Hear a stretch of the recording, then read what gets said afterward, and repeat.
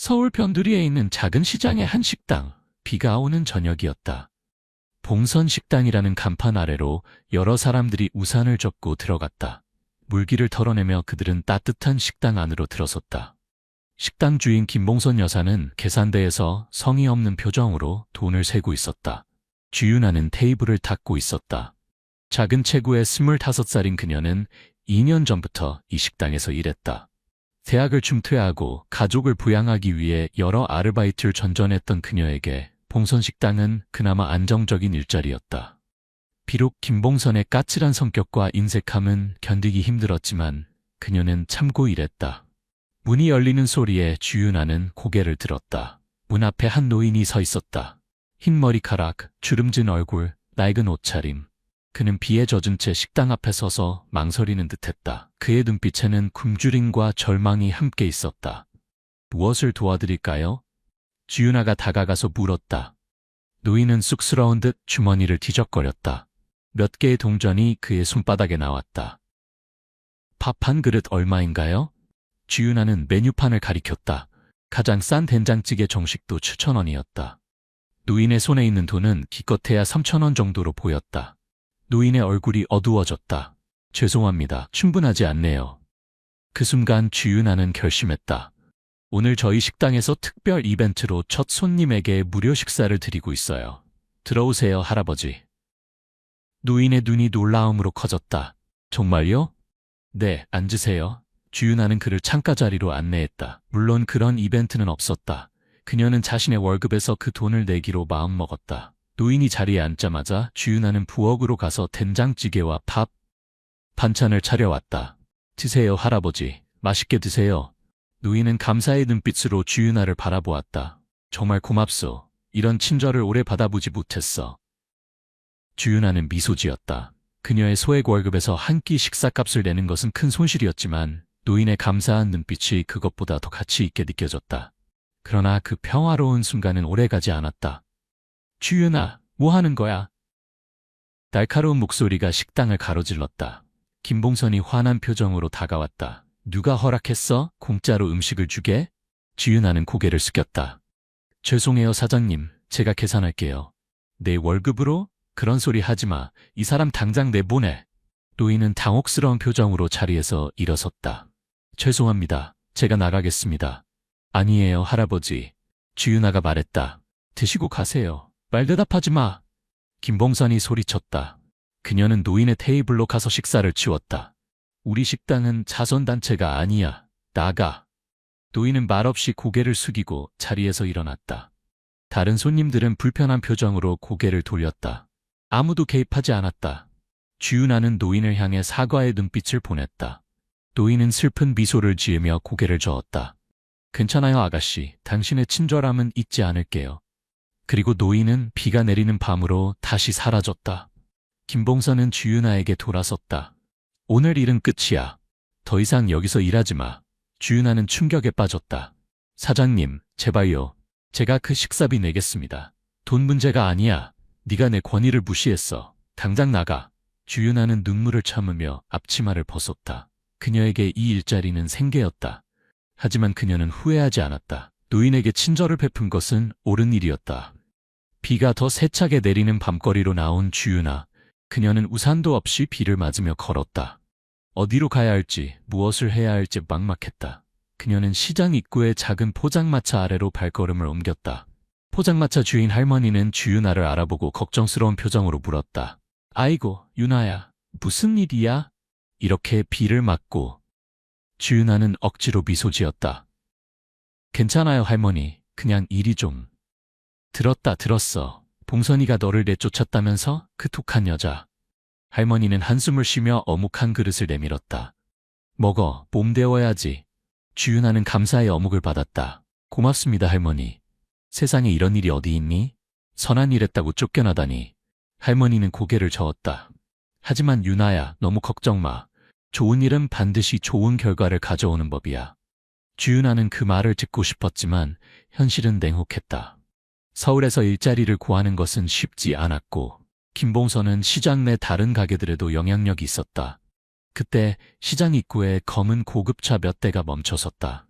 시장 사람들은 놀란 눈으로 그 광경을 바라보았다. 이런 고급차들이 이 허름한 시장에 오는 일은 거의 없었다. 차에서 양복을 입은 젊은 남자들이 내렸다. 그들은 우산을 펴들고 마지막 차량을 향해 도열했다. 마지막 차에서 나온 사람은 60대 중반의 품위 있는 신사였다. 그의 걸음걸이에서 권위와 자신감이 느껴졌다. 그 모습을 지켜보던 사람들은 수군거리기 시작했다. 저기 누구지? 저런 사람이 왜 여기에? 봉선식당으로 가는 것 같은데. 주윤아도 호기심에 고개를 돌렸다. 그 고급스러운 일행이 실제로 봉선식당으로 향하고 있었다. 김봉선은 갑작스러운 방문객들에 당황했다. 그녀는 허둥지둥 앞치마를 매만지며 그들을 맞았다. 어서 오세요. 무엇을 도와드릴까요? 그러나 그녀의 환영 인사에 대답한 것은 정중하지만 차가운 목소리였다. 김봉선 씨 맞으시죠? 김봉선은 긴장하며 고개를 끄덕였다. 네, 제가 봉선 식당 주인입니다. 저는 강 회장입니다. 노신사가 자신을 소개했다. 오늘 특별한 손님을 모시고 왔습니다. 김봉선은 혼란스러워했다. 특별한 손님이요? 강 회장은 고개를 돌려 밖을 향해 손짓했다. 그리고 한 사람이 천천히 식당으로 들어왔다. 그것은 바로 몇 시간 전 김봉선이 쫓아낸 바로 그 노인이었다. 그러나 이번에는 낡은 옷 대신 고급스러운 양복을 입고 있었다. 그의 눈빛은 더 이상 비참하지 않았고 자신감과 위엄이 넘쳤다. 김봉선은 얼굴이 하얗게 변했다. 당신은? 노인은 부드럽게 미소 지었다. 안녕하세요, 김 사장님. 다시 뵙게 되어 반갑습니다. 이분은 박재성 회장님입니다. 강 회장이 설명했다. 대한그룹의 명예회장이시죠. 식당 안에 모든 사람들이 숨을 들이켰다. 대한그룹은 한국 최대 기업 중 하나였고 박재성 회장은 한때 한국에서 가장 영향력 있는 사업가 중 한 명이었다. 오늘 회장님께서 특별한 실험을 하셨습니다. 강 회장이 계속했다. 그것은 바로 인간성을 시험하는 실험이었죠. 김봉선은 말문이 막혔다. 그녀의 손이 떨리기 시작했다. 박재성 회장은 식당 안을 둘러보았다. 저는 평생 사업을 하면서 많은 것을 보았습니다. 부와 명예를 쌓았지만 나이가 들면서 깨달았죠. 진정한 가치는 인간성에 있다는 것을요. 그는 김봉선을 바라보았다.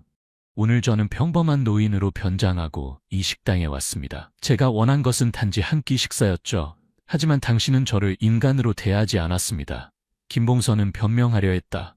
그게 저는 몰랐어요. 정말 죄송합니다. 다시 오시면 최고의 서비스를. 필요 없습니다. 박재성의 목소리는 단호했다. 진정한 인간성은 상대가 누구인지 모를 때 드러나는 법이니까요. 그때 박재성은 주위를 둘러보았다. 주윤아 씨는 어디 있나요? 김봉선은 더욱 당황했다. 그녀는 지금 여기 없습니다. 그녀를 해고했군요. 박재성의 눈이 차가워졌다. 저에게 친절을 베푼 유일한 사람을 말이죠. 바로 그때 포장마차에서 지켜보던 주윤아가 천천히 식당으로 다가왔다. 그녀는 비에 젖은 채 문 앞에 서 있었다. 박재성이 그녀를 보고 미소 지었다. 주윤아 씨, 들어오세요. 주윤아는 혼란스러웠다. 그녀는 노인을 알아보았지만 이런 상황이 어떻게 벌어진 것인지 이해할 수 없었다. 들어오세요. 박재성이 다시 말했다. 당신에게 감사를 전하고 싶습니다. 주윤아는 조심스럽게 식당으로 들어갔다. 모든 눈이 그녀에게 향했다. 박재성은 그녀 앞에 서서 진지한 표정으로 말했다. 오늘 이 식당에서 유일하게 인간다움을 보여준 사람은 당신뿐이었습니다. 당신은 대가를 바라지 않고 낯선 노인에게 친절을 베풀었죠. 주윤아는 당황했다. 그저 당연한 일을 한 것뿐인데요. 당연하지 않습니다. 박재성이 고개를 저었다. 지금 세상에서는 그런 행동이 너무 드물어요. 그래서 더욱 가치가 있는 것이죠. 그는 강 회장에게 고개를 돌렸다. 서류 준비됐나요? 강 회장은 가방에서 서류 봉투를 꺼내 박재성에게 건넸다. 박재성은 그것을 주윤아에게 내밀었다. 이것은 제가 설립한 희망재단의 서류입니다. 우리는 어려운 사람들을 돕는 일을 합니다. 주윤아 씨, 당신을 재단의 운영진으로 초대하고 싶습니다. 주윤아는 놀라서 말을 잇지 못했다. 저요? 하지만 저는 아무런 경험도 없는데요. 경험은 쌓을 수 있습니다. 박재성이 미소 지었다. 하지만 당신이 가진 마음은 배울 수 없는 것이죠. 그 마음이 우리 재단에 필요합니다. 김봉선은 이 모든 상황을 믿을 수 없다는 표정으로 지켜보았다. 그녀의 냉담함과 이기심이 얼마나 큰 기회를 놓쳤는지를 그제야 깨달았다. 주윤아는 서류를 받아들며 떨리는 목소리로 말했다. 감사합니다. 하지만 정말 제가 할 수 있을까요? 할 수 있습니다. 박재성은 확신에 찬 목소리로 대답했다. 당신의 진심이 가장 중요한 자질이니까요. 그리고 그는 김봉선을 향해 돌아섰다. 김 사장님, 오늘 있었던 일은 많은 사람들에게 교훈이 될 것입니다. 인간성의 가치에 대해 모두가 다시 생각해 볼 수 있는 기회가 되길 바랍니다. 박재성과 그의 일행은 주윤아를 데리고 식당을 나섰다. 그들이 떠난 후 봉선 식당은 이상한 침묵에 휩싸였다. 사람들은 서로 눈빛을 교환하며 방금 목격한 일의 의미를 곱씹었다. 김봉선은 홀로 남겨져 자신의 행동을 되돌아보았다. 그녀의 인색함과 냉담함이 가져온 결과였다. 그리고 그것은 시작에 불과했다. 다음 날 주윤아는 강남에 있는 고급 오피스 빌딩에서 눈을 떴다. 박재성 회장이 그녀에게 제공한 임시 숙소였다. 창문 너머로 서울의 스카이라인이 보였다. 그녀는 어제의 일이 꿈이 아니었음을 실감했다. 그녀의 휴대폰이 울렸다. 알림 소리가 연속으로 들려왔다. 그녀는 소셜미디어를 열어보고 놀라. 신데렐라 스토리, 식당 종업원, 재벌그룹 재단 임원으로 가난한 여성의 인생을 바꾼 한 끼 식사. 박재성 회장, 노인 분장 실험으로 인간성 시험에. 그녀의 이야기가 전국적인 뉴스가 되어 있었다. 대부분의 반응은 긍정적이었지만 일부 악의적인 댓글이 있었다. 계획된 일 아니야? 운이 좋았던 거지. 누구나 그럴 수 있어. 진짜 실력은 없고 동정으로 얻은 자리. 주윤아는 마음이 무거워졌다. 그녀는 단지 옳은 일을 했을 뿐인데 이제 모든 사람들이 그녀를 판단하고 있었다. 그녀는 이런 관심을 원한 적이 없었다. 전화가 다시 울렸다. 이번에는 강 회장이었다. 주윤아 씨, 괜찮으세요? 뉴스 보셨어요? 네. 주윤아가 약하게 대답했다. 너무 신경 쓰지 마세요. 좋은 일을 했을 때 비난받는 것은 늘 있는 일입니다. 오늘 회장님께서 만나고 싶어 하세요. 준비되면 연락 주세요. 주윤아는 전화를 끊고 깊은 숨을 들이마셨다. 그녀는 갑작스러운 상황에 압도되었지만 이것이 새로운 시작임을 알았다. 한편 봉선 식당은 문을 열지 않았다. 김봉선은 전날 밤 이후 모습을 드러내지 않았다. 시장 사람들은 그녀가 창피함에 숨어 있다고 추측했다. 그러나 실제로 김봉선은 복수를 계획하고 있었다. 그녀는 주윤아의 명성을 떨어뜨릴 방법을 찾고 있었다. 그녀는 지역 기자에게 연락했다. 저에게 폭로할 이야기가 있어요. 주윤아에 관한 진실이죠. 기자는 흥미를 보였다. 어떤 진실인가요? 그 여자는 사실 계산적이에요. 그녀는 박재성 회장님을 알아보고 일부러 그런 행동을 한 거예요. 모든 게 연기였다고요? 기자는 의심스러워했다. 증거가 있으신가요? 직접적인 증거는 없지만 그녀가 전에도 비슷한 일을 했어요. 손님들에게 친절한 척하면서 뒤에서는 이득을 챙겼죠. 기자는 망설였다. 확인되지 않은 소문을 기사화하기는 어렵습니다. 돈을 드릴게요. 김봉선이 제안했다. 그러나 기자는 거절했다. 죄송합니다. 저희는 그런 식으로 일하지 않습니다. 김봉선의 계획은 실패했지만 그녀는 포기하지 않았다. 그녀는 소셜미디어에 가짜 계정을 만들어 악의적인 소문을 퍼뜨리기 시작했다. 그날 오후 주윤아는 박재성 회장을 만났다. 그의 사무실은 서울 전경이 내려다 보이는 고층 빌딩 꼭대기에 있었다. 앉으세요, 주윤아 씨. 박재성이 친절하게 말했다. 어제 일로 많이 당황하셨을 텐데요. 주윤아는 고개를 끄덕였다. 아직도 믿기지 않아요. 왜 저 같은 사람에게 이런 기회를? 저 같은 사람이라죠? 박재성이 미소 지었다. 당신은 특별합니다. 제가 여러 식당을 방문했어요. 모두 비슷한 상황에서 저를 외면했죠. 오직 당신만이 손을 내밀었습니다. 그는 책상 위에 파일을 여놓다. 희망재단은 제가 은퇴 후 설립한 단체입니다. 우리는 노숙자 지원, 결식아동 급식, 취약계층 일자리 창출 등의 사업을 합니다. 주윤아 씨, 당신이 우리와 함께 일하길 바랍니다. 주윤아는 파일을 받아들었다. 그 안에는 자세한 프로젝트 설명과 함께 그녀의 이름이 적힌 계약서가 있었다. 월급은 그녀가 상상할 수 없을 정도로 높았다. 하지만 저는 경험이 없어요. 당신은 가장 중요한 자질을 갖추고 있습니다. 박재성이 단호하게 말했다. 진심과 배려심, 나머지는 배울 수 있어요. 주윤아는 잠시 생각에 잠겼다. 이것은 그녀의 인생을 완전히 바꿀 기회였다. 하지만 그녀는 준비가 되어 있을까? 시간을 드릴게요. 박재성이 말했다. 천천히 생각해 보세요. 그날 저녁 주윤아가 임시 숙소로 돌아왔을 때 문 앞에 한 여성이 기다리고 있었다. 그녀는 주윤아보다 몇 살 더 많아 보였고 세련된 옷차림을 하고 있었다. 주윤아 씨? 그녀가 물었다. 주윤아는 경계하며 고개를 끄덕였다. 네. 저는 서지원이라고 합니다. 희망재단의 프로젝트 매니저예요. 그녀는 명함을 건넸다. 회장님께서 당신이 결정하는 데 도움이 필요할지도 모른다고 하셔서 왔습니다. 주윤아는 안도했다. 들어오세요. 아파트 안에서 서지원은 희망재단의 일상에 대해 설명했다. 그녀는 주윤아의 의문에 친절하게 답했고 실제 프로젝트 사례들을 보여주었다. 솔직히 말하면 서지원이 말했다. 처음에는 저도 당신에 대해 의심이 있었어요. 그냥 운이 좋았던 거 아닐까 하고요. 하지만 회장님께서 당신에 대해 말씀하시는 걸 들으니 당신이 정말 특별한 사람이라는 걸 알겠더라고요. 주윤아는 머뭇거렸다. 사람들이 저에 대해 안 좋은 말을 하고 있어요. 제가 계산적이라고, 다 연기였다고. 서지원은 고개를 저었다. 세상에는 항상 당신의 성공을 시기하는 사람들이 있어요. 그들의 말에 귀 기울이지 마세요. 대화를 마치고 주윤아는 결심했다. 그녀는 이 기회를 잡을 것이다. 그녀는 두려웠지만 더 이상 과거에 묶여있고 싶지 않았다. 다음 날 아침 그녀는 박재성에게 전화했다. 회장님, 제안을 받아들이겠습니다. 박재성의 목소리에서 기쁨이 느껴졌다. 훌륭한 결정입니다. 내일부터 시작하세요. 그렇게 주윤아의 새로운 삶이 시작되었다. 희망재단의 사무실은 그녀가 상상했던 것보다 따뜻하고 활기찬 곳이었다. 모든 직원들이 그녀를 환영했고 서지원은 그녀의 멘토가 되어주었다. 처음 몇 주는 적응하기 힘들었다. 주윤아는 컴퓨터 작업, 회의 참석, 프로젝트 관리 등 모든 것이 낯설었다. 그러나 그녀는 빠르게 배웠고 그녀의 진심 어린 태도는 모든 사람들에게 감동을 주었다. 그녀의 첫 번째 프로젝트는 노숙자들을 위한 따뜻한 식사 캠페인이었다. 그녀는 이전 경험을 살려 효율적인 식사 제공 시스템을 구축했고 자원봉사자들과 함께 직접 음식을 나눠주었다. 어떻게 이런 생각을 했어요? 서지원이 놀라워했다.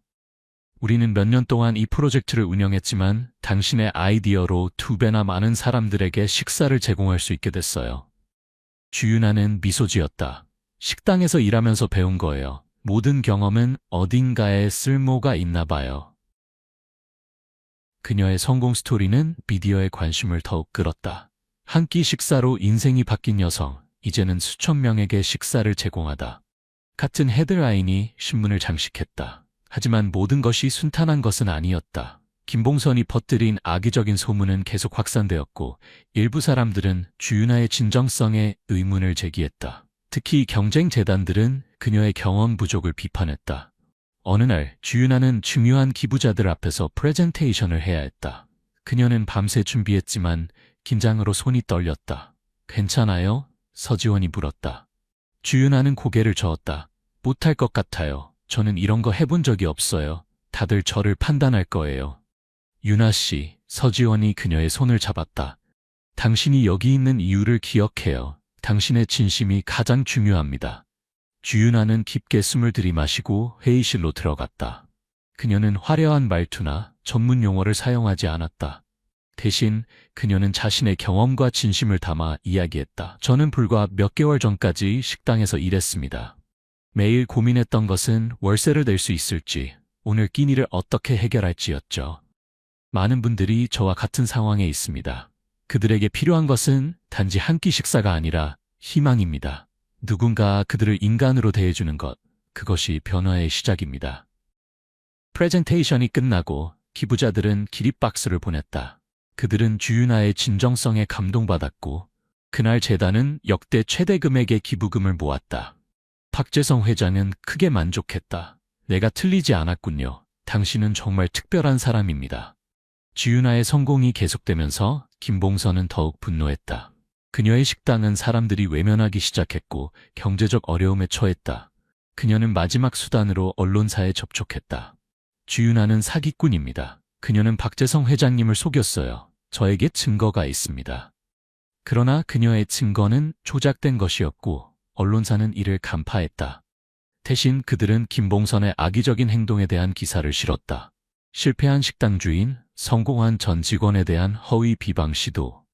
이 기사가 나간 후 김봉선의 식당은 완전히 망했다. 채권자들이 몰려들었고 그녀는 모든 것을 잃었다.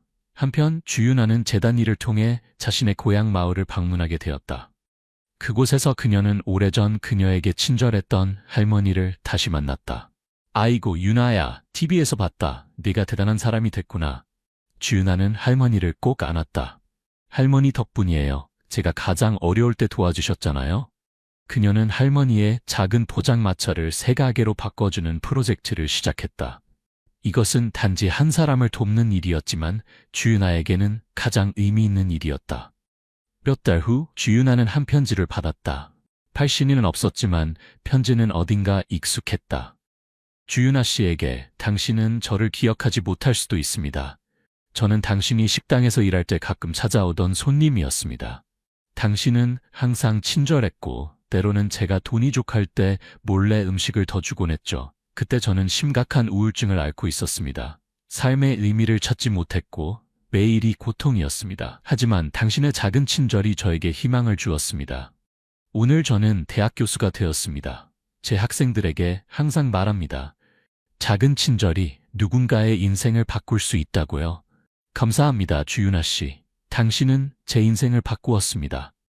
주윤아는 편지를 읽고 눈물을 흘렸다. 그녀는 그런 영향력이 있었다는 것을 몰랐다. 그녀의 일상적인 친절이 누군가에게는 그토록 중요했다니. 그날 밤 그녀는 박재성 회장에게 전화했다. 회장님, 제가 새 프로젝트를 시작하고 싶어요. 작은 친절이라는 캠페인이에요. 사람들이 일상에서 작은 친절을 나누도록 장려하는 거죠. 박재성은 즉시 동의했다. 훌륭한 아이디어입니다. 자세한 계획을 들려주세요. 그렇게 작은 친절 캠페인이 시작되었다. 이 프로젝트는 전국적인 현상이 되었고 수많은 사람들이 자신의 친절 이야기를 공유했다. 1년 후 주윤아는 재단의 핵심 인물이 되었다.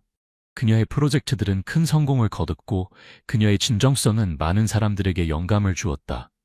어느 날 그녀는 사무실에서 나오다가 한 여성과 마주쳤다. 그것은 김봉선이었다. 한때 자신감 넘치던 식당 주인은 이제 초라해 보였다.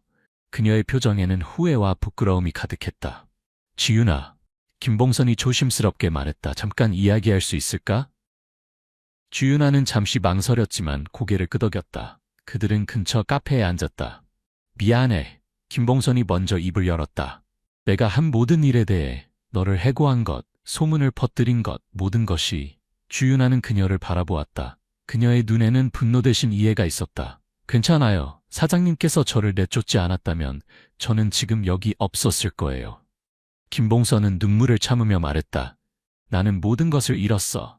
식당, 명성, 다. 이제 일자리를 구할 수도 없어. 주윤아는 잠시 생각에 잠겼다. 그리고 그녀는 결심했다. 저희 재단에 식당 운영 프로젝트가 있어요. 취약계층에게 직업훈련과 일자리를 제공하는 거죠. 경험 있는 매니저가 필요해요. 김봉선은 놀란 눈으로 그녀를 바라보았다. 나를 돕겠다는 거야? 모두에게 두 번째 기회가 필요하잖아요. 주윤아가 미소 지었다. 저도 받았으니까요. 몇 주 후 김봉선은 재단의 식당 프로젝트에서 일하기 시작했다. 처음에는 어색했지만 점차 그녀는 변화하기 시작했다. 그녀의 까칠한 성격은 부드러워졌고 그녀는 자신이 훈련시키는 사람들에게 진심으로 관심을 보였다. 왜 나를 도왔어? 어느 날 김봉선이 주윤아에게 물었다. 주윤아는 간단히 대답했다. 그게 옳은 일이니까요. 그날 저녁 박재성 회장은 주윤아를 저녁 식사에 초대했다. 고급 레스토랑에서 그는 그녀에게 한 가지 질문을 했다. 지난 1년을 돌아보면 어떤 생각이 드나요? 주윤아는 잠시 생각했다. 제 인생이 완전히 바뀌었어요. 하지만 가장 중요한 것은 제가 다른 사람들의 인생을 바꿀 수 있다는 걸 알게 된 거예요. 박재성은 만족스럽게 미소 지었다. 그것이 바로 내가 당신에게서 본 특별함입니다. 당신은 권력이나 부를 위해 일하지 않아요. 당신은 진정으로 남을 돕고 싶어 하죠. 그는 와인잔을 들어 올렸다. 희망재단의 새로운 이사장 자리를 제안하고 싶습니다. 저는 은퇴할 때가 되었고 당신이 가장 적합한 후계자입니다. 주윤아는 충격에 빠졌다. 저요? 하지만 저는 아직 경험이 부족하다고요? 박재성이 웃었다. 당신은 1년 만에 우리 재단을 완전히 변화시켰습니다. 당신의 프로젝트들은 다른 어떤 것보다 영향력이 컸고 당신의 진정성은 모든 사람들에게 영감을 주었습니다. 주윤아는 생각에 잠겼다. 1년 전 그녀는 단지 한 끼 식사를 노인에게 베푼 식당 종업원이었다. 이제 그녀는 수천 명의 사람들에게 영향을 미치는 위치에 있었다. 받아들이겠습니다.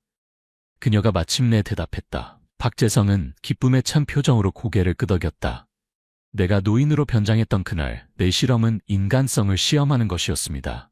많은 사람들이 실패했지만 당신은 성공했어요. 당신은 나에게 희망을 주었습니다. 주윤아는 겸손하게 미소 지었다. 저는 그저 제가 믿는 대로 행동했을 뿐이에요. 그것이 바로 진정한 리더십입니다. 박재성이 말했다. 자신의 가치를 지키는 것, 그리고 이제 당신은 그 가치를 더 많은 사람들에게 전할 것입니다. 그날 밤 주윤아는 아파트 발코니에 서서 서울의 밤 풍경을 바라보았다. 수많은 빛들이 어둠 속에서 반짝였다. 각각의 빛은 한 사람, 한 가정을 의미했다. 그녀는 자신의 여정을 생각했다. 단 한 번의 친절한 행동이 이런 결과를 가져올 줄 누가 알았을까? 그녀의 삶은 완전히 바뀌었지만 그녀의 핵심 가치는 그대로였다. 그녀는 별이 빛나는 하늘을 바라보며 생각했다. 작은 친절이 세상을 바꿀 수 있다면 우리 모두가 조금씩 친절을 베푼다면 어떨까? 그리고 그녀는 알았다. 그것이 바로 그녀가 앞으로 할 일이었다. 친절의 연쇄 반응을 만들어내는 것. 한 사람씩, 한 걸음씩. 몇 년 후 주윤아의 작은 친절 캠페인은 국제적인 운동이 되었다. 수많은 사람들이 일상에서 친절을 실천하고 그 이야기를 공유했다. 김봉선은 재단의 식당 프로젝트 책임자가 되어 취약계층에게 요리 기술을 가르쳤다. 박재성 회장은 평화롭게 은퇴하여 주윤아의 성공을 멀리서 지켜보았다. 그리고 때때로 주윤아는 복잡한 도시 생활에서 벗어나 그녀의 고향 마을을 방문했다. 그곳에서 그녀는 할머니의 새 가게에 들러 따뜻한 어묵 한 그릇을 먹었다. 역시 할머니 어묵이 최고예요. 그녀가 미소 지으며 말했다. 할머니는 주윤아의 머리를 쓰다듬었다. 우리 윤아, 큰 사람 됐어도 변한 게 없구나. 주윤아는 미소 지었다. 그것이 바로 그녀가 가장 자랑스러워하는 점이었다. 환경은 바뀌었지만 그녀의 마음은 변하지 않았다. 그녀는 종종 그날을 떠올렸다. 비 오는 저녁 한 노인이 식당에 들어왔던 그 순간. 그때 그녀가 한 선택이 그녀의 삶을 영원히 바꾸었다. 하지만 그것은 단지 그녀가 항상 해왔던 일이었다. 친절하게 대하기, 도움이 필요한 사람을 돕기, 옳은 일 하기. 가장 단순한 행동이 가장 큰 변화를 가져올 수 있다는 것을 그녀는 이제 확실히 알았다. 그녀의 이야기는 많은 사람들에게 영감을 주었고 계속해서 전해졌다. 그것은 단순한 교훈을 담고 있었다. 세상은 친절함으로 바뀔 수 있다는 것. 그리고 그것은 단 한 사람, 단 한 순간, 단 한 가지 친절한 행동으로 시작될 수 있다. 정우는 서울 강남의 호화로운 펜트하우스에 살고 있는 35세의 사업가였다. 모든 것이 완벽하게 정돈된 그의 삶은 겉으로 보기에 흠 하나 없는 그림 같았다. 고급 레스토랑 체인과 수십억 원의 부동산 프로젝트를 소유한 그는 사람들의 부러움과 선망의 대상이었다. 하지만 그 화려함 속에서 정우는 자신의 마음이 텅 비어 있다고 느꼈다. 마치 퍼즐 한 조각이 빠진 것처럼. 그날 정우는 서울에서 1시간 이상 떨어진 작은 시골 시장으로 차를 몰았다. 단순한 기분 전환이 아니라 업무상 궁금증 때문이었다. 며칠 전 수석 셰프와의 회의에서 최근 공급업체의 채소 품질이 떨어져 VIP 고객들이 불만을 표시하기 시작했다는 이야기를 들었다. 완벽주의자인 정우는 갑자기 흥미를 느꼈다. 직접 시골 시장에 가서 채소를 확인해보고 싶군요. 더 좋은 공급처를 찾을 수도 있을 테니까요. 비서는 놀라며 말렸다. 사장님, 그런 일까지 직접 하실 필요는 없습니다. 하지만 정우는 손을 저었다. 사무실에만 있으니 지루하기도 하고 기분 전환도 될 것 같아. 시골 시장은 그의 눈앞에 펼쳐졌다. 작고 진흙투성이인 길, 허름한 가판대들, 그리고 분주한 사람들의 목소리로 가득했다. 정우의 값비싼 구두는 진흙에 더럽혀졌지만 그는 개의치 않았다. 그는 한 작은 채소 가판대 앞에서 멈췄다. 거기에는 9살쯤 되어 보이는 소녀가 앉아 있었다. 마른 체구에 낡은 옷을 입은 소녀는 흙 묻은 손으로 싱싱한 채소를 정리하고 있었다. 정우가 가격을 물으려고 몸을 숙이는 순간 그의 시선이 우연히 소녀의 이마를 스쳤다. 창백한 피부 위에 선명한 초승달 모양의 검은 점이 눈에 띄었다. 정우의 심장이 세게 뛰기 시작했다. 그 점은 10년 전 그가 헤어진 전 아내 지은이 가지고 있던 것과 똑같았다. 함께 있을 때마다 지은이 웃을 때면 그 점이 특별한 표식처럼 드러나곤 했다. 정우는 얼어붙었다. 기억이 물밀듯이 밀려왔다. 지은의 부드러운 목소리, 소박하지만 따뜻했던 식사 시간. 그는 소녀를 바라보며 그녀가 지은과 관련이 있을지도 모른다는 생각에 머리가 어지러웠다. 소녀가 순진하게 웃으며 고개를 들었다. 아저씨, 채소 사실래요?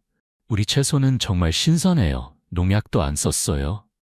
맑은 목소리가 정우를 현실로 돌아오게 했다. 그는 고개를 끄덕이며 몇 다발의 채소를 사고 소녀가 말한 가격의 2배를 지불했다. 하지만 그의 눈은 여전히 그 점에서 떨어지지 않았다. 소녀가 무거운 바구니를 들고 떠나자 정우는 이상한 끌림을 느꼈다. 그는 가만히 서 있을 수 없었다. 그의 다리는 마치 가슴 속에서 커져가는 예감에 대한 답을 찾고자 하는 듯 자동으로 소녀의 뒤를 따랐다. 붉은 흙길이 정우를 초록빛 논밭 사이로 이끌었다. 젖은 흙냄새와 새들의 청아한 지저김이 어우러진 곳이었다. 소녀의 이름은 소라. 정우는 그녀가 근처 상인에게 인사하는 것을 듣고 알게 되었다. 소라는 무거운 채소 바구니를 작은 어깨에 메고 흔들흔들 앞서 걸었다. 정우는 거리를 두고 따라가며 들키지 않으려 했지만 그의 마음은 실치레처럼 꼬여 있었다. 소녀의 이마에 있는 점이 그를 사로잡았다. 그것은 옛날 지은의 모습을 떠올리게 했다. 한때 사랑했지만 부와 성공을 쫓다 떠나보냈던 여인. 소라는 마을 가장자리에 있는 초라한 오두막 앞에서 멈춰섰다. 녹슨 함석지붕, 얼룩진 흙벽, 임시 변통으로 문 대신 세워진 나무 판자들. 정우는 나무 뒤에 숨어 심장이 쿵쾅거리는 것을 느꼈다. 오두막 안에서 목소리가 들려왔다. 소라야, 왔니? 채소 엄마한테 줘. 그 목소리는 이상하게 익숙했다. 정우는 목이 말라오는 것을 느꼈다. 지은이다. 틀림없었다. 그는 앞으로 나섰다. 다리가 자신의 것이 아닌 것처럼 떨렸다. 지은이 문간에 나타났다. 바구니를 들고 있는 그녀는 예전보다 훨씬 마르고 피부도 예전처럼 하얗지 않았으며 머리카락도 윤기를 잃었다. 30대 중반의 나이였지만 그녀의 눈은 여전히 부드러웠다. 다만 이제는 고된 세월의 흔적이 담겨 있었다. 지은은 정우를 보고 얼어붙었다. 바구니가 그녀의 손에서 떨어졌고 채소가 땅에 굴렀다. 당신, 여기서 뭐 하는 거예요? 그녀는 떨리는 목소리로 더듬거렸다. 정우는 바로 대답하지 않았다. 그는 주위를 둘러보았다. 한 중년 남자가 초라한 모습으로 구석에 앉아 어망을 손질하고 있었다. 아마도 지은의 새 남편일 것이다. 5살쯤 되어 보이는 남자아이가 뛰어나와 지은의 다리를 껴안고 낯선 사람을 호기심 어린 눈으로 바라보았다. 소라는 채소 바구니를 내려놓고 지은 옆에 섰다. 맑은 눈동자로 정우를 올려다보았다. 정우는 목이 메었다. 지은은 가난하지만 따뜻함이 넘치는 가정을 이루고 있었다. 반면 그는 부유하지만 호화로운 펜트하우스의 차가운 벽 사이에서 외롭게 살고 있었다. 지은은 침착함을 되찾고 그를 집 안으로 초대했다. 그녀는 낡은 주전자로 차를 끓였다. 차는 탁했지만 시골 향기가 났다. 두 사람은 흔들거리는 목재 테이블을 사이에 두고 마주 앉았다. 몇 분 동안 아무도 말하지 않았다. 마침내 정우가 입을 열었다. 그의 목소리는 깊고 무거웠다. 소라, 이마에 점이 있는 소녀. 그 애는 예전에 당신을 닮았어. 솔직히 말해줘. 소라는 누구의 아이지? 지혜는 놀라 손이 떨렸고 차가 넘쳤다. 그녀는 고개를 저었다. 아니에요. 그렇게 생각하지 마세요. 소라는 저와 지금의 남편 사이의 아이예요. 하지만 그녀의 눈빛은 불안정했고 무언가를 숨기는 듯했다. 정우는 서두르지 않았다.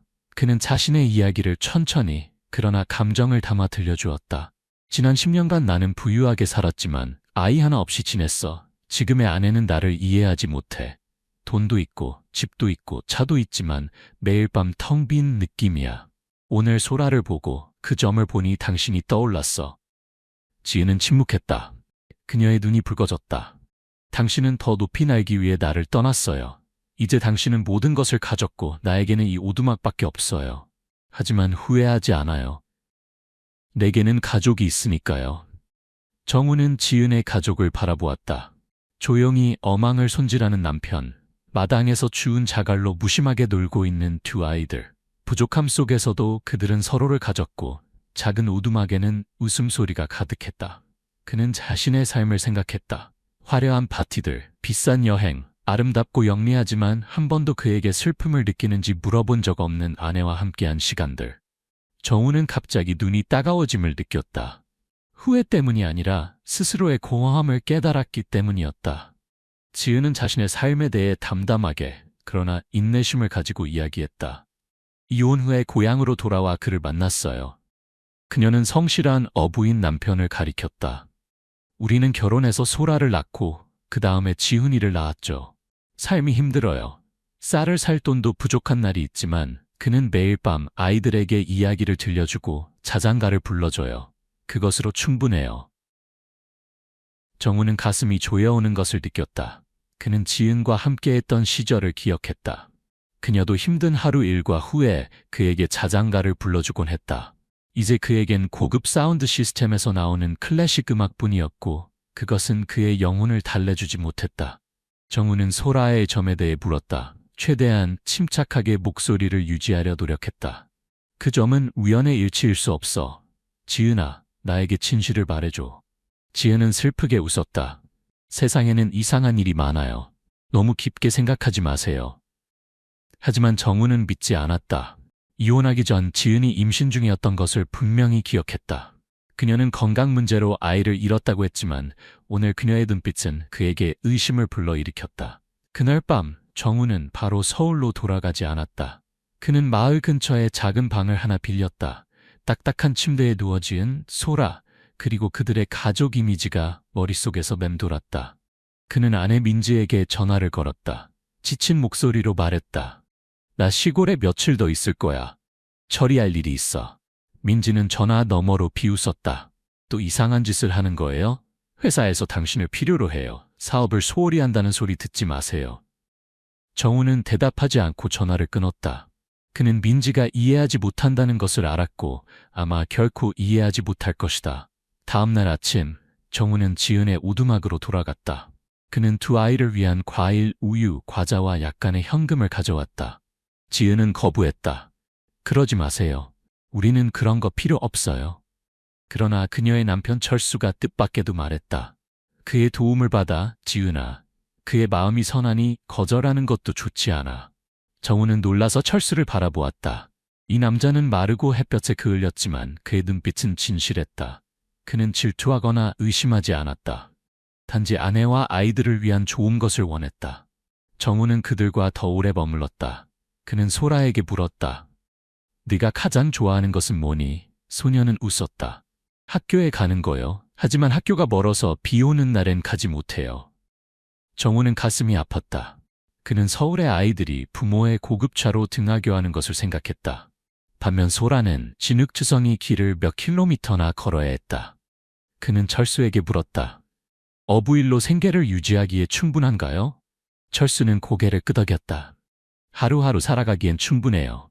하지만 여유는 없죠. 요즘은 물고기도 적어서 빈손으로 돌아오는 날도 있어요. 그때 철수가 정우를 깜짝 놀라게 하는 이야기를 했다. 지은이 소라를 임신했을 때 저와 결혼했어요. 저는 알고 있었지만 묻지 않았어요. 그저 그녀에게 기댈 곳이 필요하다고 생각했죠. 정우는 질문하는 눈빛으로 지은을 바라보았다. 지은은 고개를 숙이고 아무 말도 하지 않았다. 그의 가슴 속에 강한 예감이 피어올랐다. 소라는 그의 아이일 수도 있었다. 하지만 그는 성급한 결론을 내리지 않았다. 시간이 필요했고 증거가 필요했다. 그날 오후 정우는 마을 근처 강가에 서서 고요히 흐르는 물을 바라보았다. 그는 지은과 이혼했던 날을 떠올렸다. 당시 그는 젊고 야망이 넘쳤으며 가난에서 벗어나고 싶었다. 지은은 그를 비난하지 않았다. 그저 조용히 서류에 서명하고 떠났을 뿐이다. 그는 그것이 옳은 선택이라고 생각했었다. 하지만 이제 그는 자신이 잘못했음을 깨닫다.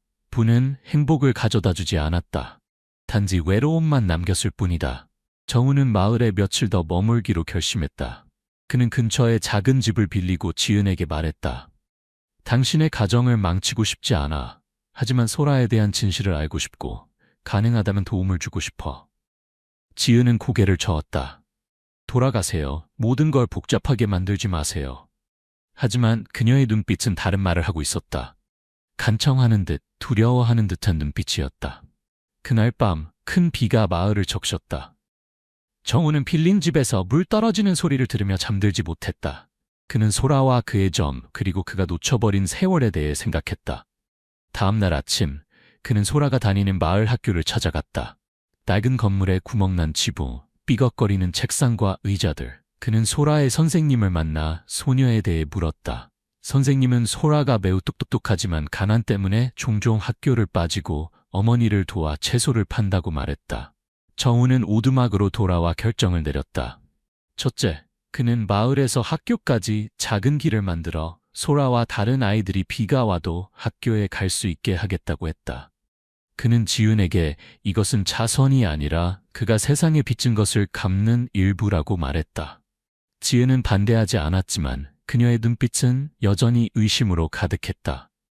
정우는 거의 일주일 동안 마을에 머물렀다.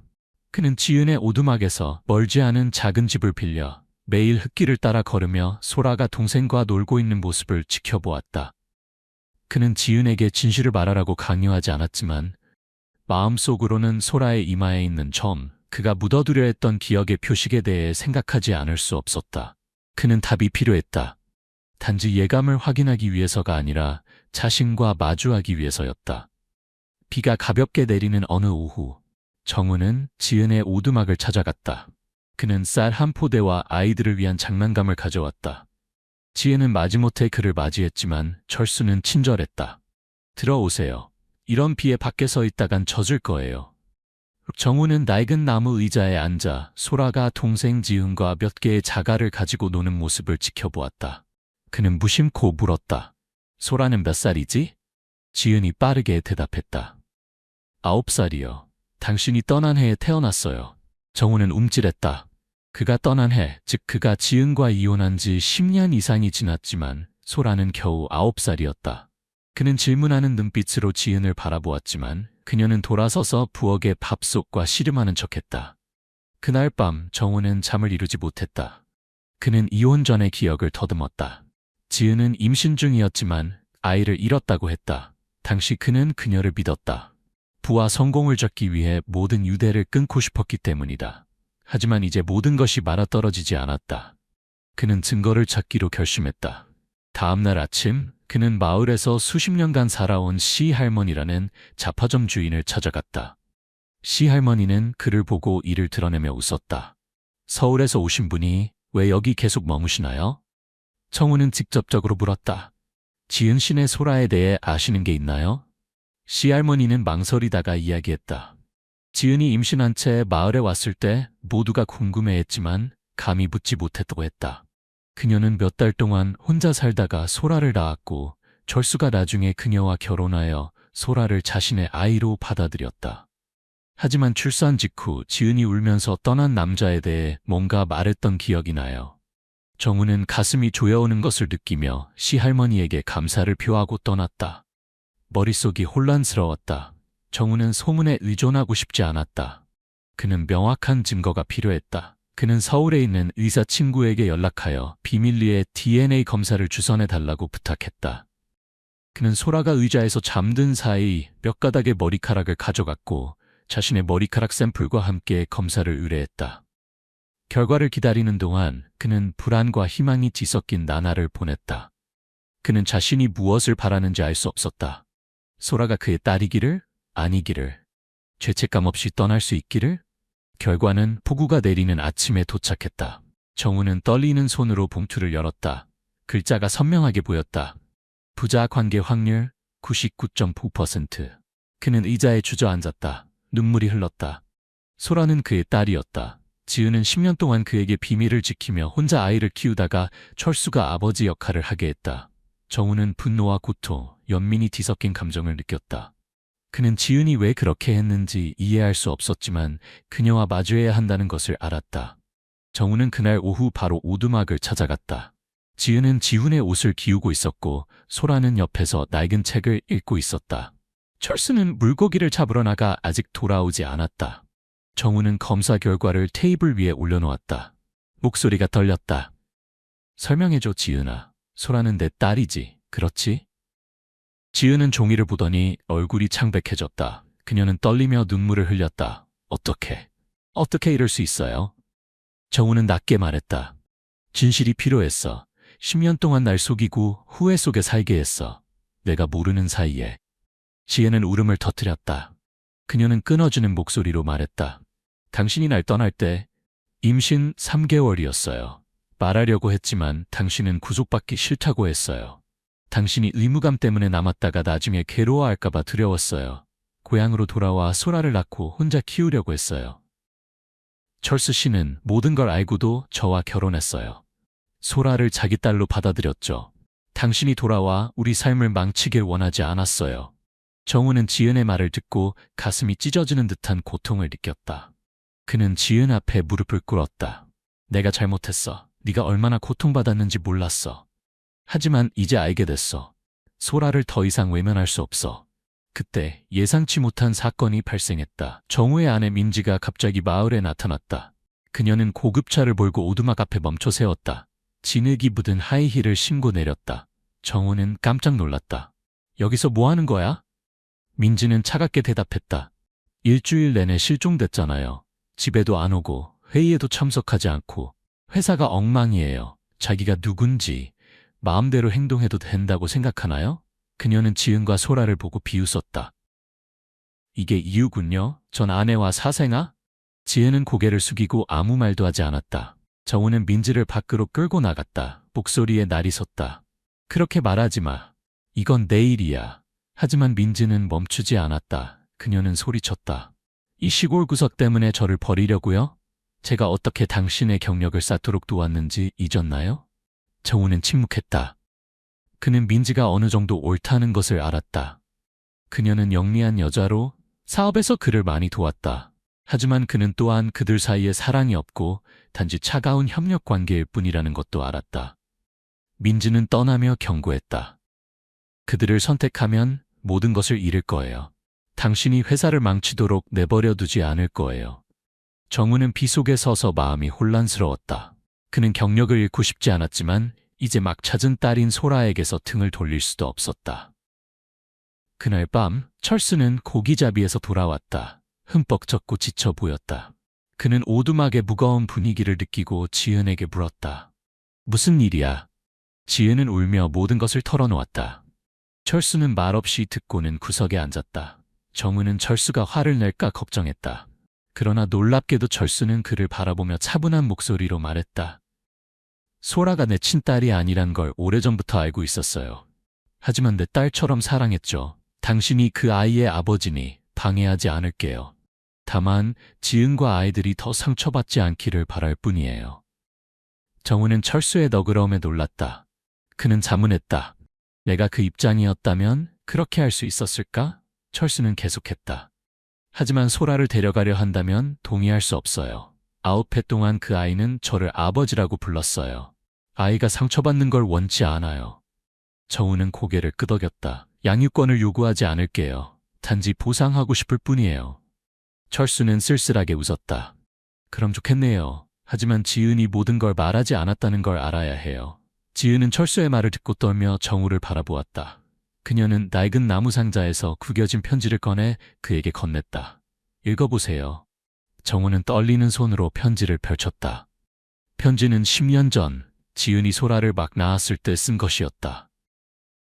정우에게 당신을 탓하지 않아요. 아이는 당신 것이지만 당신이 알기를 원치 않았어요. 당신에게는 큰 꿈이 있었고 내가 붙잡을 수 없었죠. 아이를 키울게요. 당신은 자유롭게 살아요. 딸 찾지 마세요. 맨 아래에는 삐뚤빼뚤한 글씨로 덧붙여 있었다. 언젠가 이 편지를 읽게 된다면 날 용서해 주세요. 정우는 울었다.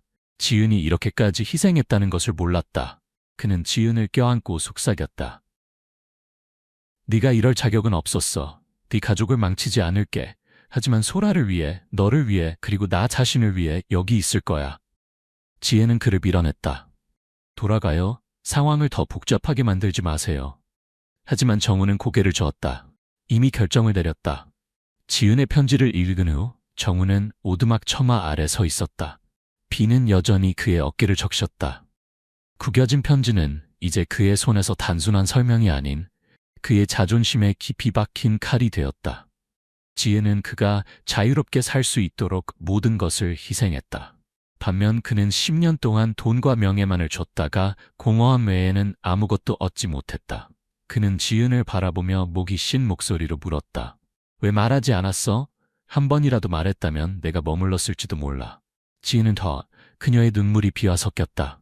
당신은 이해하지 못해요. 그때의 당신은 높이 날기만을 원했어요. 내가 짐이 되고 싶지 않았어요. 철수가 일어나 지은의 어깨에 손을 얹었다. 그의 목소리는 깊었지만 확고했다.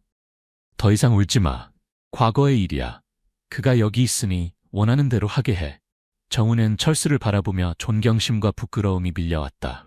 이 가난한 남자는 그보다 훨씬 더 넓은 마음을 가지고 있었다. 그는 고개를 숙이고 말했다. 철수 씨, 감사합니다. 당신의 관용에 합당하지 않습니다. 철수는 그 말을 듣고 미소 지으며 지은에게 집에서 손님을 대접하라고 했다. 그리고는 두 아이의 뺨에 키스한 후 고기잡이를 위해 서둘러 장비를 챙겼다. 분위기가 가라앉기도 전에 밖에서 큰 소리가 들렸다. 민지의 고급차가 다시 돌아왔다. 헤드라이트가 오두막을 비추었다. 민지는 차에서 내렸다.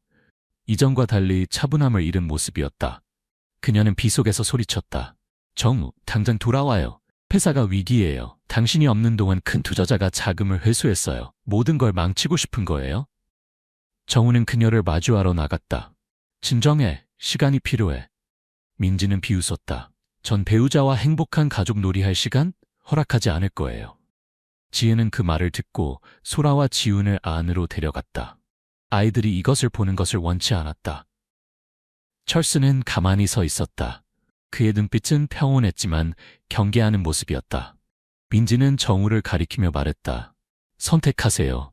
저와 함께 돌아가서 경력을 지킬 것인지 아니면 여기 남아 모든 것을 잃을 것인지. 농담이 아니에요. 정우는 침묵했다. 그의 마음은 혼란스러웠다. 그는 민지가 거짓말하지 않는다는 것을 알았다. 회사는 어려움을 겪고 있었고 그가 돌아가지 않으면 수백 명의 직원이 일자리를 잃을 것이다. 수년간의 노력이 물거품이 될 것이다. 하지만 오두막을 바라보며 지은 뒤에 숨은 소라를 보니 그는 등을 돌릴 수 없었다. 대답하기도 전에 한 남자가 달려왔다. 옷은 흠뻑 젖었고 얼굴은 창백했다. 철수 씨가 사고를 당했어요. 배가 강해서 뒤집혔어요. 물이 너무 빨라요. 지은은 비명을 지르며 바깥으로 달려나갔다. 비옷도 잊은 채 정우는 얼어붙었다가 급히 뒤따랐다. 민지는 그 자리에 서서 중얼거렸다. 미쳤군.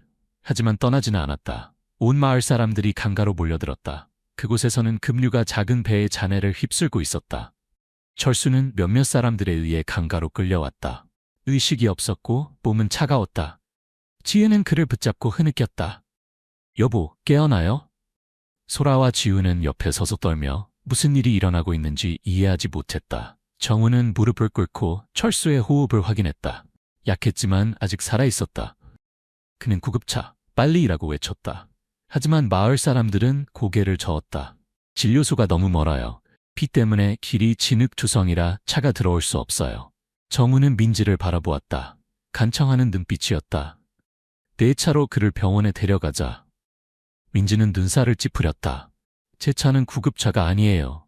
하지만 지은의 절망적인 눈빛을 보고 그녀는 마지못해 고개를 끄덕였다. 정우와 몇몇 남자들이 철수를 차에 실었다. 지은은 두 아이를 안고 함께 탔다. 민지는 무표정한 얼굴로 운전했지만 손은 단단히 핸들을 움켜쥐고 있었다. 가는 길에 정우는 철수 옆에 앉아 그의 손을 잡았다. 마음이 복잡했다. 그는 철수가 살아남지 못한다면 지은과 아이들이 어떻게 될지 생각했다. 그들이 더 이상 누구도 잃지 않도록 해야 해. 현 병원에 도착하자 철수는 응급실로 급히 이송되었다. 의사는 그가 물에 빠져 질식했고 다리뼈가 부러졌다고 말했다. 긴급 수술이 필요했지만 비용은 지은의 능력을 훨씬 초과했다. 정우는 주저하지 않았다. 제가 다 지불할게요. 그냥 그를 살려주세요. 민지는 병원 복도에 서서 정우가 철수를 걱정하는 모습 그리고 지은이 두 아이를 안고 우는 모습을 지켜보았다. 그녀는 갑자기 입을 열었다. 그들을 그렇게 사랑하나요? 정우는 놀라 고개를 들었다. 사랑이 아니야. 10년 전부터 징 빚이지. 민지는 쓴웃음을 지었다. 의무라. 그럼 저와 회사는요? 당신이 이러는 걸 보는 게 저에게 얼마나 아픈지 생각해 보셨나요? 정우는 깜짝 놀랐다. 그는 민지가 정말로 그에게 감정이 있다고 생각한 적이 없었다. 그는 항상 그녀가 돈과 명예 때문에 자신과 함께 있다고 여겼다. 민지는 계속해서 떨리는 목소리로 말했다. 당신이 나를 사랑하지 않는다는 걸 알아요. 하지만 나는 처음부터 당신을 사랑했어요. 당신을 잃고 싶지 않아요. 하지만 여기 남기로 결정했다면 방해하지 않을게요. 단지 분명히 말해주세요. 정우는 그녀를 바라보며 죄책감이 밀려왔다. 그는 대답했다. 미안해. 더 이상 예전처럼 돌아갈 수 없어. 민지는 돌아서서 눈물을 흘렸다. 하지만 그녀는 바로 병원을 떠나지 않았다. 그녀는 비서에게 전화를 걸어 투자자와의 계약을 연기하라고 지시했다. 시간이 필요해요. 그리고 그녀는 의자에 앉아 멀리서 정우를 조용히 바라보았다. 그녀의 행동은 정우를 당황스럽게 했다. 민지는 그가 생각했던 것보다 복잡한 사람이었다. 철수는 수술 후 위기를 넘겼지만 여전히 의식이 없었다. 지은은 병상 옆에 앉아 그의 손을 잡고 속삭였다. 깨어나요. 당신 없이는 살 수 없어요. 정우는 문 밖에 서서 그 말을 듣고 마음이 아팠다. 그는 조용히 걸어 들어갔다. 지은아, 좀 쉬어. 내가 철수 씨를 지켜볼게. 지은은 그를 바라보다가 갑자기 말했다. 그럴 필요 없어요. 당신은 우리에게 빚진 게 없어요. 그녀는 잠시 머뭇거리다가 덧붙였다. 소라는 당신 딸이지만 모든 걸 말하지 않았어요. 정우는 놀랐다. 뭐가 더 있어? 지혜는 고개를 숙이며 목이 메었다. 소라를 낳을 때 거의 죽을 뻔했어요. 의사는 제가 더 이상 아이를 가질 수 없다고 했어요. 지우는 제 친아들이 아니에요. 철수와 저는 마을에서 버려진 아기를 입양했어요. 정우는 충격을 받았다. 그는 소파에서 자고 있는 지훈을 바라본 뒤 다시 지훈을 보았다. 왜 말하지 않았어? 지은은 슬프게 웃었다. 당신이 저를 불쌍히 여기길 원치 않았어요. 저는 가난해도 강하다는 걸 보여주고 싶었어요. 지은의 고백은 정우에게 이 가족이 혈연만이 아닌 사랑과 희생으로 묶여 있다는 것을 깨닫게 했다. 그는 자신을 돌아보았다. 부유하지만 누구를 위해 희생한 적이 없었다. 그는 지은의 손을 잡았다. 어떤 일이 있어도 너와 아이들이 더 이상 고통받지 않게 할게. 그날 밤 정우는 철수 옆에 앉아 모든 것을 생각했다. 소라는 그의 딸이었다. 지은은 한때 그가 사랑했던 사람이었다. 철수는 그가 존경하는 사람이었고 민지는 그가 빚을 진 사람이었다. 그는 예전 삶으로 돌아갈 수 없었지만 회사에 대한 책임도 져버리고 싶지 않았다. 그는 비서에게 전화를 걸었다.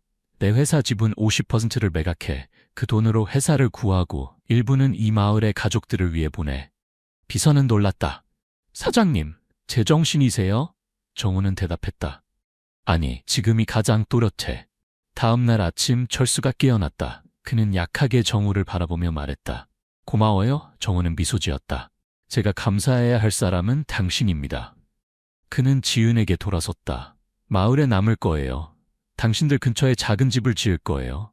소라를 요구하지 않겠지만 제 방식대로 그 아이의 아버지가 되고 싶어요. 지은은 울었지만 고개를 끄덕였다. 민지가 들어와 정우에게 종이 한 장을 건넸다. 이혼 서류에 서명했어요. 이제 자유예요. 하지만 회사는 지킬 거예요. 우리 둘 다의 열정이니까요. 정우는 고개를 끄덕이며 그녀에게 감사했다. 민지는 뒤돌아보지 않고 떠났지만 그녀의 눈빛은 진정으로 포기했음을 말해주었다. 철수는 혼수 상태에서 깨어난 후 지친 눈으로 지은과 두 아이가 곁에 있는 것을 보고 빛이 났다. 정우는 병실 문 밖에 서서 그들이 재회하는 모습을 지켜보았다. 마음은 가볍기도 하고 무겁기도 했다. 그는 마을에 남기로 결정했다. 회사 지분 50%를 매각하여 사업도 구하고 지은의 가족도 도울 것이다. 하지만 그는 모든 일이 여기서 끝나지 않을 것임을 알았다. 민지는 이혼 서류에 서명하고 떠났다. 그녀는 정우에게 큰 공백을 남겼다. 사랑 때문이 아니라 10년간의 습관 때문이었다. 하지만 가장 그를 괴롭히는 것은 철수였다. 이 관대한 남자가 과연 자신을 진정으로 받아들일 수 있을까? 한때 지은을 버린 사람이 이제 소라의 아버지로서 돌아온 것을. 철수는 며칠 후 오두막으로 돌아왔다. 다리에 깁스를 하고 쉬어야 했다. 지은은 남편을 돌보느라 바빴고 동시에 두 아이도 보살펴야 했다. 정우는 방문할 때마다 음식과 약을 가져왔지만 이번에는 분위기가 예전처럼 편안하지 않았다. 철수는 그를 바라보았고 그의 눈에는 더 이상 친절함이 아닌 경계심이 있었다. 지은이 빨래하러 나갔을 때 철수는 정우를 불렀다. 깊은 목소리로 말했다. 여기 앉아요. 할 말이 있어요. 정우는 오래된 나무 의자에 앉았다. 불안감이 밀려왔다. 철수는 그를 똑바로 바라보았다. 저를 구해주고 우리 가족을 도와줘서 고맙습니다. 하지만 당신이 여기 있는 것, 지은과 소라 가까이 있는 것, 제가 불편하지 않을 거라 생각하나요? 저는 성인이 아닙니다. 저는 그녀의 남편이고 아이들의 아버지입니다. 9해 동안. 정우는 고개를 숙였다. 이해해요. 당신의 가족을 망치고 싶지 않아요. 단지 소라와 지은에게 제가 저지른 실수를 보상하고 싶을 뿐이에요. 철수는 쓴웃음을 지었다. 보상? 돈과 당신의 존재가 지은이 10년 동안 겪은 고통을 지울 수 있다고 생각하나요? 떠나세요. 상황을 더 복잡하게 만들지 마세요. 철수의 말은 정우의 가슴을 후려쳤다.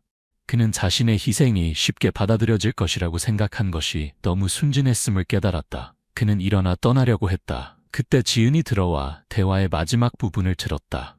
그녀가 소리쳤다. 철수, 그렇게 말하지 마요. 그는 나쁜 의도가 없어요. 철수는 지은에게 돌아섰다. 그의 목소리는 평소에 듣기 어려운 격앙된 것이었다. 당신은 그가 매일 당신 주변에 있는 걸 바라나요? 내가 당신과 소라를 위해 무엇을 했는지 잊었어요? 지은은 울었다. 잊지 않았어요. 하지만 그는 소라의 아버지예요. 그를 낯선 사람처럼 쫓아낼 수는 없어요. 작은 오두막 안에서 갈등이 폭발했다. 소라와 지은은 구석에 웅크리고 두려운 눈으로 부모가 다투는 것을 바라보았다. 정우가 개입했다.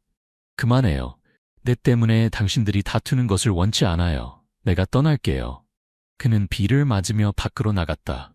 비가 그의 마음까지 적셨다. 정우는 빌린 집으로 돌아갔다. 마음이 무거웠다. 그는 짐을 꾸려 마을을 떠날 준비를 했지만 예상치 못한 방문객이 문을 두드렸다.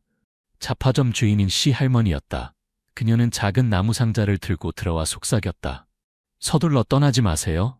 말씀드릴 게 있어요. 정우는 놀랐다. 무슨 일이시죠? 시할머니는 앉아서 상자를 열었다. 그 안에는 오래된 사진 한 장이 있었다. 철수를 닮은 젊은 남자가 낯선 여자 옆에 서 있었다. 할머니가 설명했다. 이건 15년 전의 철수예요. 이 여자는 그의 옛 연인이었죠. 그가 가난했을 때 그를 떠나고 사라졌어요. 그녀는 잠시 망설이다가 덧붙였다. 철수는 말하지 않지만 그가 지은을 잃을까봐 두려워한다는 걸 알아요. 그 여자를 잃었던 것처럼요. 정우는 깜짝 놀랐다. 왜 저에게 이 이야기를 하시죠? 시할머니는 슬프게 웃었다. 그의 질투가 보통 질투가 아니라서요. 깊은 두려움이에요. 당신은 부유하고 소라의 친부예요. 그는 지은을 지키지 못할까봐 두려워해요. 정우는 침묵했다.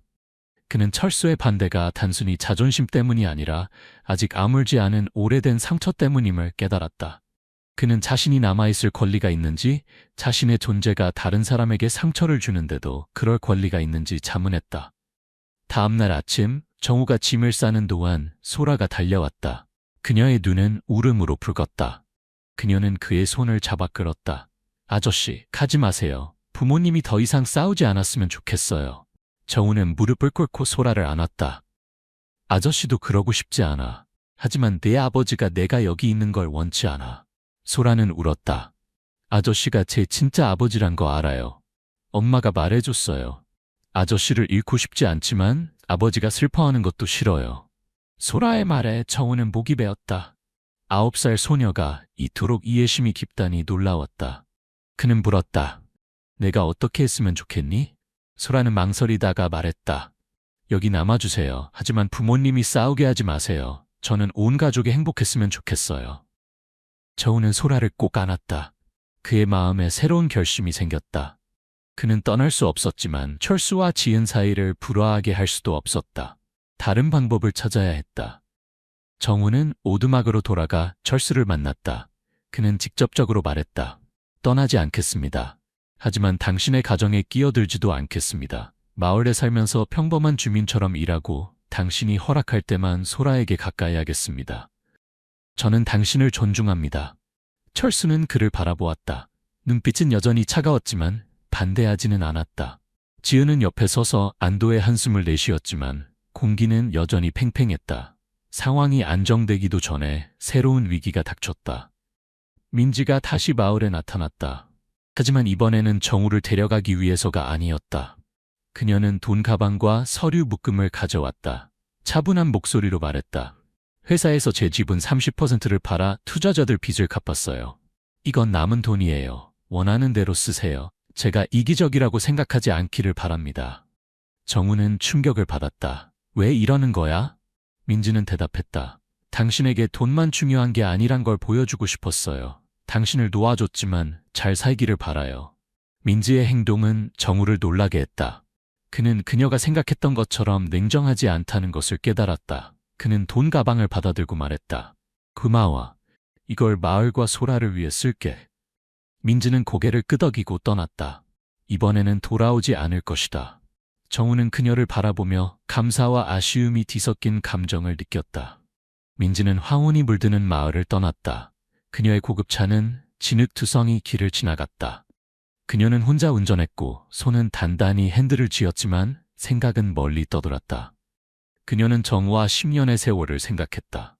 처음 그가 야망에 가득 찬 젊은 사업가였을 때 그녀가 밤새 그와 함께 사업 계획을 세웠던 날들, 그리고 그가 웃을 때 그녀의 심장이 언제부터인가 뛰기 시작했던 순간들. 그녀는 자신의 사랑이 그를 붙잡기에 충분하다고 생각했다.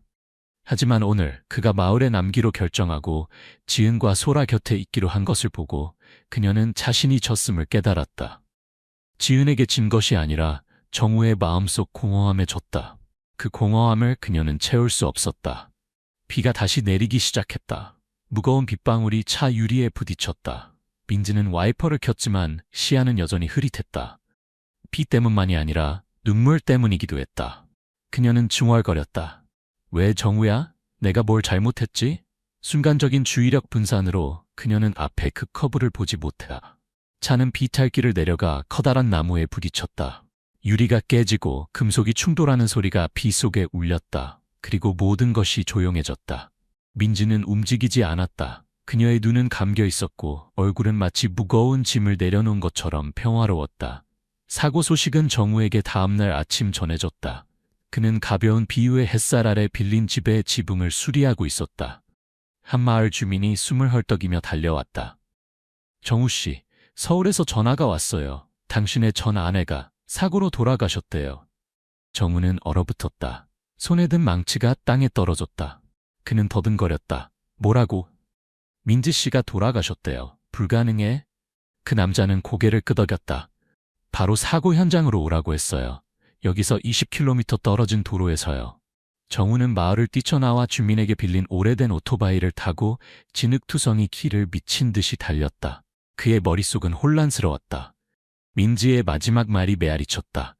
당신이 잘 살기를 바라요. 그는 자책했다. 왜 그녀를 혼자 가게 했지? 왜 붙잡지 않았지? 현장에 도착했을 때 경찰이 이미 구역을 봉쇄해 놓았다. 민지의 고급차는 이제 구겨진 금속 덩어리에 불과했다. 민지는 들것 위에 누워 하얀 천으로 덮여 있었다. 정우는 무릎을 꿇고 떨리는 손으로 천을 만졌지만 들어올릴 용기는 없었다. 그는 소리 없이 울었다. 단지 흐느낌만 있을 뿐이었다. 이혼했고 그들 사이에 열정적인 사랑이 없었을지라도 정우는 자신의 마음 한 부분이 부서진 것을 느꼈다. 민지는 단순한 전 아내가 아니었다. 그녀는 그와 함께 사업을 일구고 가장 외로운 시간에 그를 이해해준 유일한 사람이었다. 그는 속삭였다. 미안해 민지야. 내가 널 해쳤어. 죄책감이 파도처럼 밀려와 그를 삼켰다. 그는 자문했다. 내가 마을에 남지 않았다면, 내가 그녀와 함께 돌아갔다면 일이 달라졌을까? 하지만 아무도 대답하지 않았다. 오직 차가운 바람만이 그를 스쳐 지나갔다. 정우는 혼란스러운 상태로 마을로 돌아왔다. 그는 누구에게도 민지의 죽음에 대해 말하지 않았다. 그저 조용히 빌린 집으로 들어가 멍하니 앉아 있었다.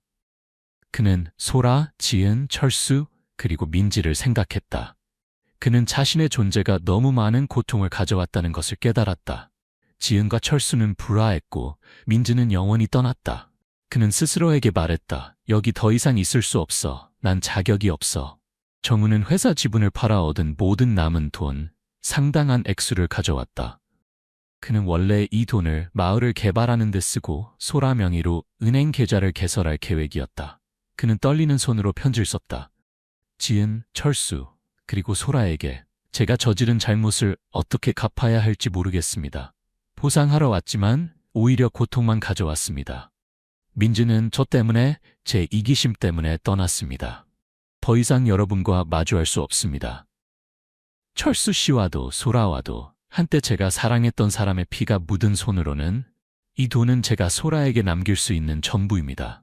아이가 더 나은 미래를 가질 수 있도록 저는 아버지가 될 자격도 당신 곁에 있을 자격도 없습니다. 절 찾지 마세요.